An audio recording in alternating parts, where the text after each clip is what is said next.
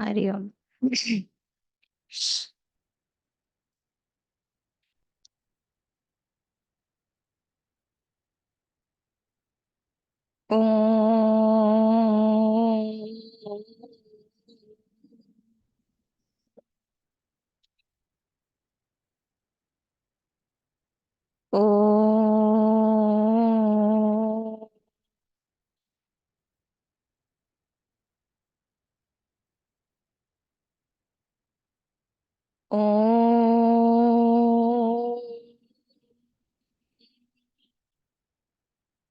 ओम सहना ववतु सहनौ भुनक्तु सह वीर्यं करवावहै तेजस्विनावधीतमस्तु मा विद्विषावहै। ओम शांति शांति शांतिः। ओम गुरुर्ब्रह्मा गुरुर्विष्णुः गुरुर्देवो महेश्वरः गुरुरेव परं ब्रह्म तस्मै श्री गुरवे नमः। ओम पार्थाय प्रतिबोधितां भगवता नारायणेन स्वयं व्यासेन ग्रथितां पुराणमुनिना मध्ये महाभारतम् अद्वैतामृतवर्षिणीं भगवतीम् अष्टादशाध्यायिनीम् अम्भ त्वाम् अनुसन्दधामि भगवद्गीते भवद्वेषिणीम्। ओम श्री चिन्मय सद्गुरवे नमः। ओम श्री चिन्मय सद्गुरवे नमः। ओम श्री चिन्मय सद्गुरवे नमः। ओम श्री चिन्मय सद्गुरवे नमः। ओम श्री चिन्मय सद्गुरवे नमः। ओम श्री चिन्मय सद्गुरवे नमः। ओम चिन्मय सद्गुरवे नमः। ओम श्री चिन्मय सद्गुरवे नमः। ओम श्री चिन्मय सद्गुरवे नमः। ओम श्री चिन्मय सद्गुरवे नमः। ओम श्री चिन्मय सद्गुरवे नमः।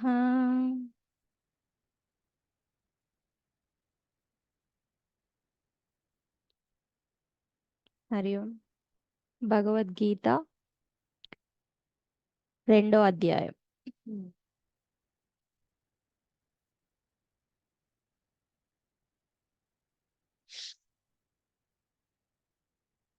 49th శ్లోకం. यावानर्थ उदपाने सर्वतः सम्प्लुतोदके तावान् सर्वेषु वेदेषु ब्राह्मणस्य विजानतः. ఓకే, సరిత గారు 49. यावानर्थ उदपाने सर्वतः सम्प्लुतोदके तावान् सर्वेषु वेदेषु ब्राह्मणस्य विजानतः. రైట్, వకుల గారు నెక్స్ట్. कर्मण्येवाधिकारस्ते मा फलेषु कदाचन मा कर्मफलहेतुर्भूः मा ते संगोऽस्त्वकर्मणि. వాణి గారు సేమ్ శ్లోకం. कर्मण्येवाधिकारस्ते मा फलेषु कदाचन मा कर्मफलहेतुर्भुः मा ते संगोऽस्त्वकर्मणि. రైట్, శాలిని గారు నెక్స్ట్. యోగస్థ 48. योगस्थः कुरु कर्माणि संगं त्यक्त्वा धनञ्जय सिद्ध्यसिद्ध्यो समो भूत्वा समत्वं योग उच्यते. నాగమణి గారు సేమ్ శ్లోకం.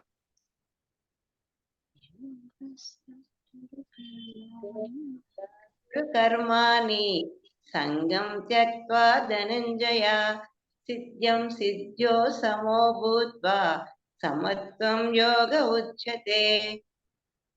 సిద్ధ్య సిద్ధ్యో. నెక్స్ట్ సిద్ధ్య శ్లోక సిద్ధ్యో. విజయలక్ష్మి గారు.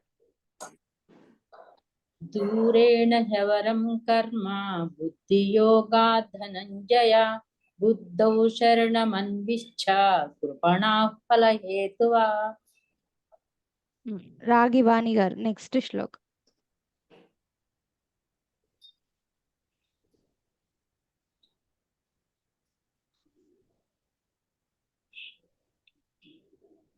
बुद्धियुक्तो जहातीह उभये सुकृत दुष्कृते तस्माद्योगाय युज्यस्व योगः कर्मसु कौशलम्. ఫస్ట్ లైన్ ఒకసారి చెప్పండి. వెళ్ళిపోయారా?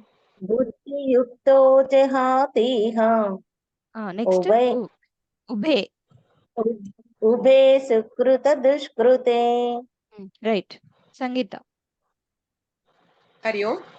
बुद्धियुक्तो जहातीह उभे सुकृत दुष्कृते तस्माद्योगाय युज्यस्व योगः कर्मसु कौशलम्. నీలిమా గారు. ఇదే శ్లోకము. అదే అదే. బుద్ధియుక్తో జహాతీహ ఉభే సుకృత దుష్కృతే తస్మాద్యోగాయ యుజ్యస్వ యోగః కర్మసు కౌశలం. రైట్. 51 ఈరోజు. కర్మజం బుద్ధియుక్తా హి ఫలం త్యక్త్వా మనీషిణః జన్మబంధ వినిర్ముక్తాః పదం గచ్చంత్యనామయం. సెకండ్ పాదం థర్డ్ పాదం లాస్ట్ లో విసర్గ ఉంటుంది. మనీషిణః జన్మబంధ వినిర్ముక్తాః. లాస్ట్ పాదంలో పదం గచ్చంత్యనామయం. గచ్చంతి అనామయం. గచ్చంత్యనామయం. కర్మజం బుద్ధియుక్తా హి. कर्मजं बुद्धियुक्ता हि कर्मजं बुद्धियुक्ता हि ఫలం త్యక్త్వా మనీషిణః फलं त्यक्त्वा मनीषिणः फलं त्यक्त्वा मनीषिणः జన్మబంధ వినిర్ముక్తాః जन्मबन्धविनिर्मुक्ताः जन्मबन्धविनिर्मुक्ताः పదం గచ్చంత్యనామయం. पदं गच्छन्त्यनामयम् पदं गच्छन्त्यनामयम्. कर्मजं बुद्धियुक्ता हि फलं त्यक्त्वा मनीषिणः जन्मबन्धविनिर्मुक्ताः पदं गच्छन्त्यनामयम्. సరిత గారు. कर्मजं बुद्धियुक्ता हि फलं त्यक्त्वा मनीषिणः जन्मबन्धविनिर्मुक्ताः पदं गच्छन्त्यनामयम्. శాలిని గారు. కర్మజం బుద్ధియుక్తా హి ఫలం త్యక్త్వా మనీషిణః జన్మబంధ వినిర్ముక్తాః పదం గచ్చంత్యనామయం. స్వప్న గారు. कर्मजं बुद्धियुक्ता हि फलं त्यक्त्वा मनीषिणः जन्मबन्धविनिर्मुक्ताः पदं गच्छन्त्यनामयम्. శేషు గారు. हरि ओम माताजी. హరి ఓం. कर्मजं बुद्धियुक्ता हि फलं त्यक्त्वा मनीषिणः जन्मबन्ध विनिर्मुक्ताः पदं गच्छन्तनामयम्. లాస్ట్ పాదం పదం గచ్చంత్యనామయం. మళ్ళీ అనండి. పదం గచ్చంత్యనామయం. రైట్. రమ గారు. कर्मजं बुद्धियुक्ता हि फलं त्यक्त्वा मनीषिणः जन्मबन्धविनिर्मुक्ताः పదం గచ్చన్త్యనామయం. సెకండ్ పాదం ఫలం త్యక్త్వా మనీషిణః. ఫలం త్యక్త్వా మనీషిణః. రైట్. నెక్స్ట్ శ్లోకం. యదా తే మోహకలిలం బుద్ధిర్వ్యతితరిష్యతి తదా గంతాసి నిర్వేదం శ్రోతవ్యస్య శ్రుతస్య చ. యదా తే మోహకలిలం యదా తే మోహకలిలం యదా తే మోహకలిలం బుద్ధిర్వ్యతితరిష్యతి బుద్ధిర్వ్యతితరిష్యతి బుద్ధిర్వ్యతితరిష్యతి తదా గంతాసి నిర్వేదం తదా గంథాసి నిర్వేదం తదా గంథాసి నిర్వేదం శ్రోతవ్యస్య శ్రుతస్య చ. శ్రోతవ్యస్య శ్రుతస్య చ శ్రోతవ్యస్య శ్రుతస్య చ. యదా తే మోహకలిలం బుద్ధిర్వ్యతితరిష్యతి తదా గంతాసి నిర్వేదం శ్రోతవ్యస్య శ్రుతస్య చ. సరిత గారు. యదా తే మోహకలిలం బుద్ధిర్వ్యతితరిష్యతి తదా గంతాసి నిర్వేదం శ్రోతవ్యస్య శ్రుతస్య చ. వకుల గారు. యదా తే మోహకలిలం బుద్ధిర్వ్యతితరిష్యతి తదా గంతాసి నిర్వేదం శ్రోతవ్యస్య శ్రుతస్య చ. వాణి గారు. యదా తే మోహకలిలం బుద్ధిర్వ్యతితరిష్యతి తదా గంతాసి నిర్వేదం శ్రోతవ్యస్య శ్రుతస్య చ. వాణిశ్రీ గారు. యదా తే మోహకలిలం బుద్ధిర్వ్యతితరిష్యతి తదా గంతాసి నిర్వేదం శ్రోతవ్యస్య శ్రుతస్య చ. సుమ గారు.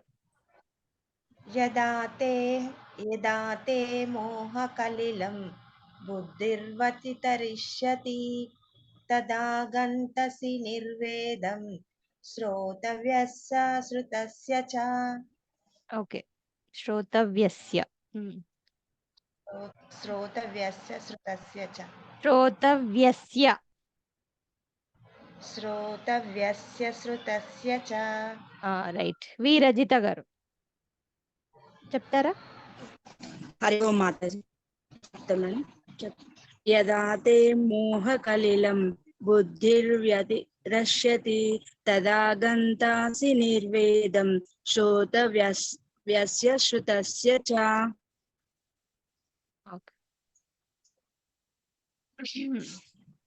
స్వప్న గారు.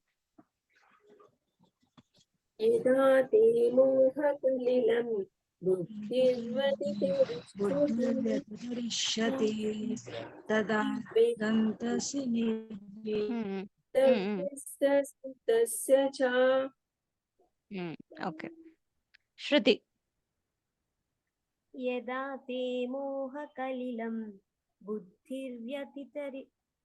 బుద్ధిర్వ్యతితరిష్యతి తదా గంతాసి నిర్వేదం శ్రోతవ్యస్య శ్రుతస్య చ.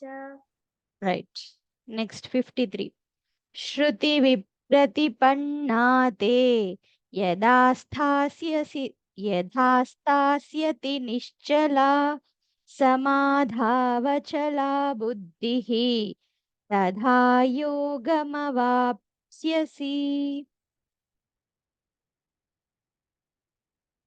శృతి విప్రతిపన్నా తే శృతి విప్రతిపన్నా తే శృతి విప్రతిపన్నా తే యదా స్థాస్యతి నిశ్చలా యదా స్థాస్యతి నిశ్చలా यदा स्थास्यति निश्चला समाधावचला बुद्धिः समाधावचला बुद्धिः समाधावचला बुद्धिः तदा योगमवाप्स्यसि तदा योगमवाप्स्यसि तदा योगमवाप्स्यसि श्रुतिविप्रतिपन्ना ते यदा स्थास्यति निश्चला समाधावचला बुद्धिः तदा योगमवाप्स्यसि శాలిని గారు. శృతి విప్రతిపన్నా తే యదా స్థాస్యతి నిశ్చలా సమాధావాచలా బుద్ధిః తదా యోగమవాప్స్యసి. థర్డ్ పాదం చెప్పండి మళ్ళీ. సమాధావచలా బుద్ధిః.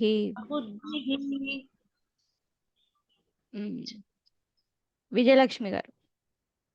శృతి విప్రతిపన్నా తే యదా స్థాస్యతి నిశ్చలా సమాధావచలా బుద్ధిః తదా యోగమవాప్స్యసి.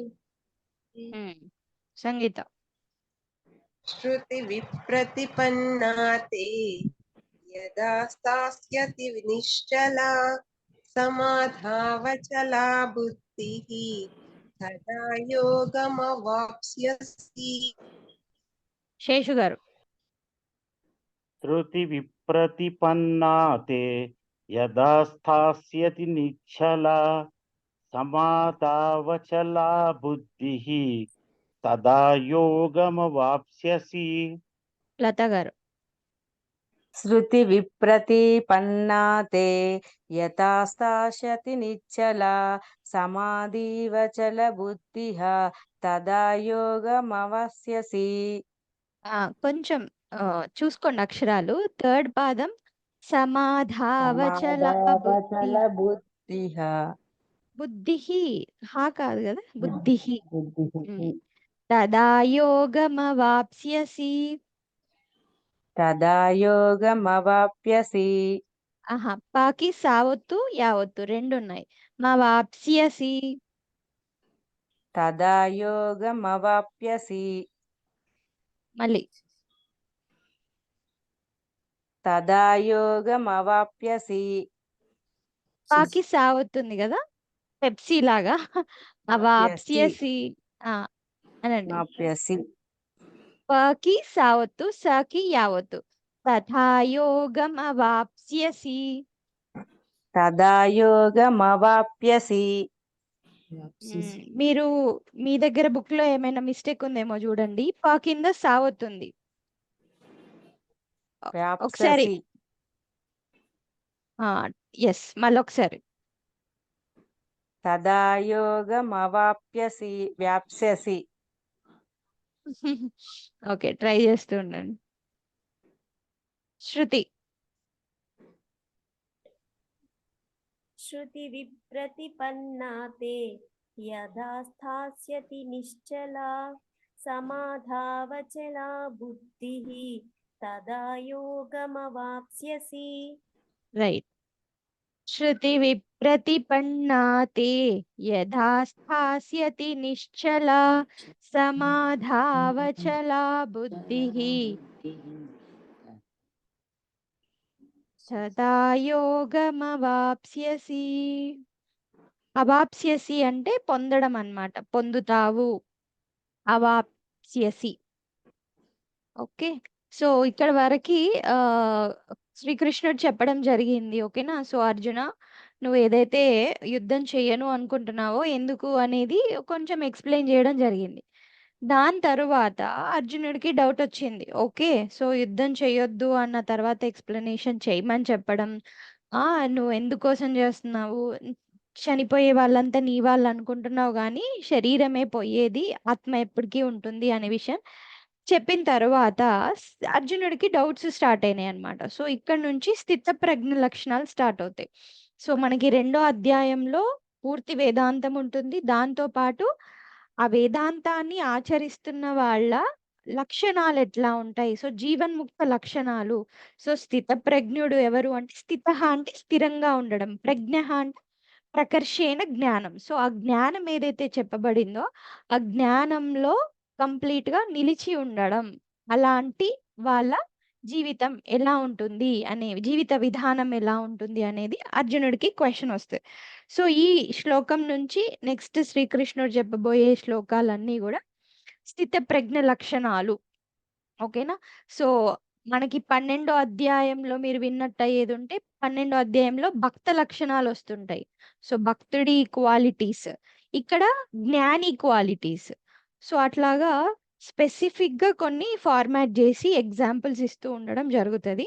ఈ స్థితప్రజ్ఞ లక్షణాల శ్లోకాస్ ఏమైతే ఉన్నాయో అందరూ బై హార్ట్ చేసేసుకోండి. ఓకేనా? సో, కంపల్సరీగా వెరీ ఇంపార్టెంట్ శ్లోకాస్. అవన్నీ మీరు చూడకుండా నేర్చుకునేటట్టు గీత అంతా నేర్చుకుంటే బెటరే. బట్ ఇందులో స్పెషల్ ఇంపార్టెంట్ థింగ్స్ అన్నమాట ఇవి. అంటే ఎందుకు నేర్చుకోవడం అంటే మనకి తర్వాత మీనింగ్ కూడా ఎక్స్‌ప్లెయిన్ చేస్తాను. ఒకసారి మనం నేర్చుకుంటే ఏందంటే మనకి మన జీవితంలో ఏదైనా ఎదురైనప్పుడు సడెన్‌గా ఆ శ్లోకం గాని, కాన్సెప్ట్ గాని స్ట్రైక్ అయితా ఉంటుంది. ఓకే. సో, ఈరోజు క్వెషన్ ఏంటో చూద్దాం. అర్జున ఉవాచ స్థితప్రజ్ఞస్య కా భాషా సమాధిస్తస్య కేశవ స్థితధిః కిం ప్రభాషేత కిమాసీత వ్రజేత కిం. క్వశ్చన్స్ అర్జునుడు క్వశ్చన్స్ అడుగుతున్నాడు కాబట్టి కిం అంటే క్వశ్చన్, కిం కా అంటే ఏది, ఎందుకు, ఎవరు అన్నట్టు. ఓకే. అర్జున ఉవాచ అర్జున ఉవాచ స్థితప్రజ్ఞస్య కా భాషా స్థితప్రజ్ఞస్య కా భాషా స్థితప్రజ్ఞస్య కా భాషా సమాధిస్థస్య కేశవ సమాధిస్తస్య కేశవ సమాధిస్థస్య కేశవ స్థితధిః కిం ప్రభాషేత స్థితధిః కిం ప్రభాషేత స్థితధిః కిం ప్రభాషేత కిమాసీత వ్రజేత కిం. కిమాసీత వ్రజేత కిం కిమాసీత వ్రజేత కిం. అర్జున ఉవాచ స్థితప్రజ్ఞస్య కా భాషా సమాధిస్తస్య కేశవ స్థితధిః కిం ప్రభాషేత కిమాసీత వ్రజేత కిం. రైట్. సరిత గారు.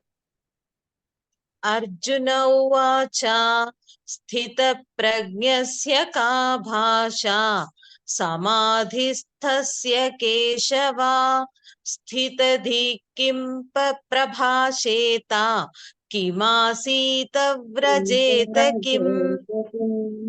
వాణి గారు. అర్జున ఉవాచ స్థితప్రజ్ఞస్య కా భాషా సమాధిస్తస్య కేశవ స్థితధిం కిం ప్రభాషేత కిమాసీత వ్రజేత కిం.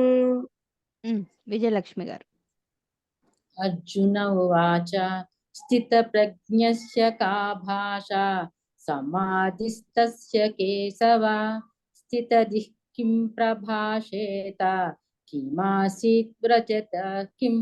వ్రజేత కిం. రైట్. కిమాసీత్ వ్రజేత కిం. ఓకే. నాగమణి గారు.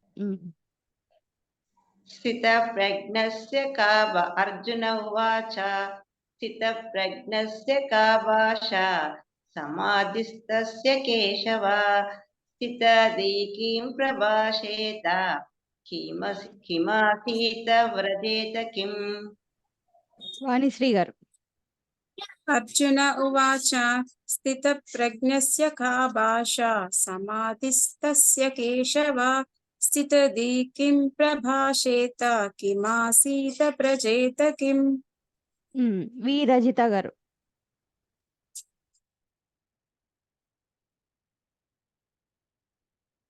तस्य केशव स्थितति किं प्रभाषेत किमसीत व्रजेत किम्. ఓకే, కొంచెం దీర్ఘాలు చూసుకోండి, మిస్టేక్స్ ఉన్నాయి. స్వప్న గారు.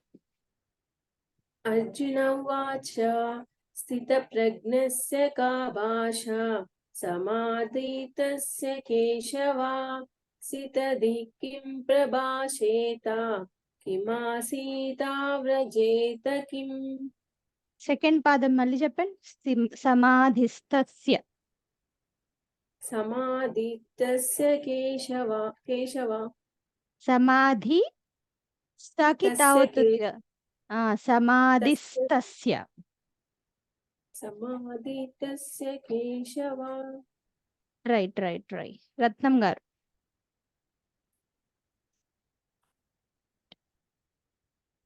రత్నం గారు లేరా? రమ గారు. అర్జున వాచ స్థిత ప్రజ్ఞస్య కా అర్జున ఉవాచ స్థితప్రజ్ఞస్య భాషా సమాధిస్తస్య కేశవ స్థితధిః కిం ప్రభాషేత కిమాసీత వ్రజేత కిం. ఓకే, రమ గారు చెప్పండి. అర్జున వాచ స్థిత ప్రజ్ఞస్య కా భాషా సమాధిస్తస్య కేశవ స్థితధిః కిం ప్రభాషేత కిమాసీత వ్రజేత కిం. రైట్. శేషు గారు. అర్జున ఉవాచ స్థితప్రజ్ఞస్య కా భాషా సమాధిస్తస్య కేశవ స్థితధీః కిం ప్రభాషేత కిమాసీత వ్రజేత కిం. నీలిమ గారు. అర్జున ఉవాచ స్థితప్రజ్ఞస్య కా భాషా సమాధిస్తస్య కేశవ స్థితధిః కిం ప్రభాషేత కిమాసీత వ్రజేత కిం. రైట్. అర్జున ఉవాచ స్థితప్రజ్ఞస్య కా భాషా సమాధిస్తస్య కేశవ స్థితధిః కిం ప్రభాషేత కిమాసీత వ్రజేత కిం. 55. సో ఇక్కడ నుంచి అది క్వశ్చన్, అర్జునుడి క్వశ్చన్ స్టార్ట్ అవుతుంది. సో ఇక్కడ నుంచి మళ్ళీ లైన్ గా శ్రీకృష్ణుడే మాట్లాడతాడు. ఒక్కొక్క శ్లోకంలో ఒక్కొక్క రకరకాల స్థితప్రజ్ఞ లక్షణాలు ఆన్సర్స్ ఇస్తూ ఉంటాడు. సో ఫస్ట్ క్వశ్చన్ అడిగాడు కదా, ఈ 54th లో క్వశ్చన్స్ అడగడం జరిగింది. ఆ క్వశ్చన్స్ కి అనుగుణంగా నెక్స్ట్ వచ్చే శ్లోకాల్లో ఆన్సర్స్ ఉంటాయి. శ్రీ భగవానువాచ ప్రజహాతి యదా కామాన్ సర్వాన్ పార్థ మనోగతాన్ ఆత్మన్యేవాత్మనా తుష్టః స్థితప్రజ్ఞస్తదోచ్యతే. శ్రీభగవానువాచ శ్రీభగవానువాచ ప్రజహాతి యదా కామాన్ ప్రజహాతి యదా కామాన్ సర్వాన్ పార్థ మనోగతాన్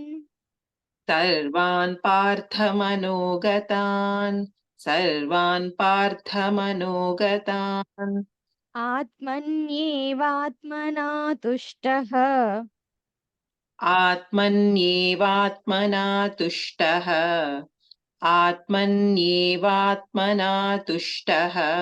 స్థితప్రజ్ఞస్తదోచ్యతే.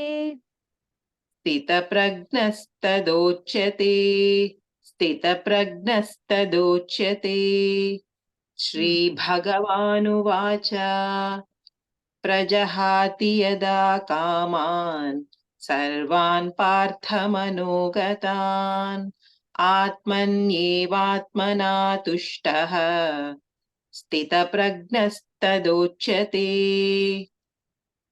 లాస్ట్ లైన్ ఒకసారి చెప్పండి మళ్ళీ. స్థితప్రజ్ఞస్తదోచ్యతే. రైట్. శృతి.